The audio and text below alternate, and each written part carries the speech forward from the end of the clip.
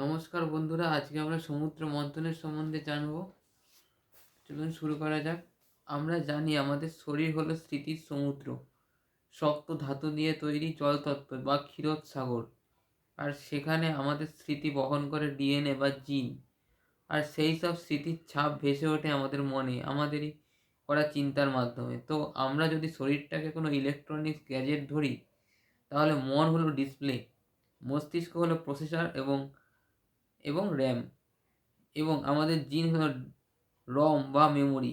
এখানে মন্থন দণ্ড হলো আমাদের সচেতনতা, মন্থন রজ্জু হলো চিন্তা রজ্জু নাগরাজ বাসুকি, মন্দার পর্বত অর্থাৎ মনের দ্বার হলো পঞ্চ ইন্দ্রিয়, চোখ দৃষ্টিশক্তি, নাক ঘ্রাণেন্দ্রিয়, কান শ্রবণ শক্তি, জিভ স্বাদ বা আস্বাদ শক্তি, ত্বক অনুভব শক্তি। এই পাঁচটি ঘোড়া যা মানুষকে মায়ার বন্ধনে ফেলে ঘোরায়। এই পঞ্চ ঘোড়ার নাল ধরে পরিচালনা করছে রথের চালক শ্রীকৃষ্ণ, পিছনে বসে অর্জুন।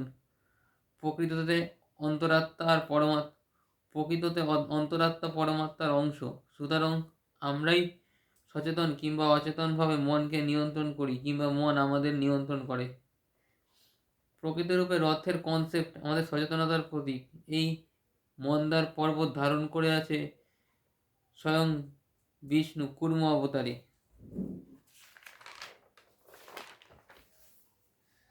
তাই তো শাস্ত্রে আসন শুদ্ধির মন্ত্র ওম অশ্ব আসন উপবেশন মন্ত্রস্য মেরুপৃষ্ঠ ঋষি শীতলং ছন্দে কুর্মের দেবতা আসন উপবেশনে বিনিয়োগ, অর্থাৎ এই মন্ত্র স্থিরতার প্রতীক।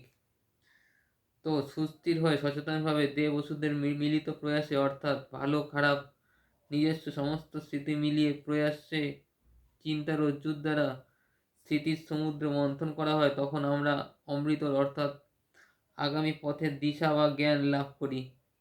আমরা জানি সচেতনতাই শিব, অর্থাৎ আমরা যখন খারাপ ভালো যা যা আমাদের স্মৃতিতে আছে তা চিন্তা করি, তখন আমাদের খারাপ দ্বিতীয়বার আমাদের কষ্ট দেয়। অর্থাৎ তখন সেই সচেতন মুহূর্তে মহাদেব অর্থাৎ সচেতনতার দ্বারা আমরা বিষ বা কষ্টকে পান করি, অর্থাৎ সেই কষ্টকে দ্বিতীয়বার নিজের মধ্যে অনুভব করি। এর ফলে আমরা অমৃতের সন্ধান পাই, যা হলো আগামী পথের দিশা বা আগামীর জ্ঞান। সেই জ্ঞানকে কর্মে প্রতিষ্ঠা করে আমরা শ্রী কিংবা বৃদ্ধি লাভ করি। তখন আমাদের মন ভালো থাকে, অর্থাৎ শরীর ভালো থাকে। এভাবেই 10,000 হাতির বলযুক্ত ঐরাবত 10,000 হাতির ঐরাবত সমান কর্ম লাভ করে আমরা ভালো থাকি, অর্থাৎ ধন্বন্তরীকে পাইবা লাভ করি।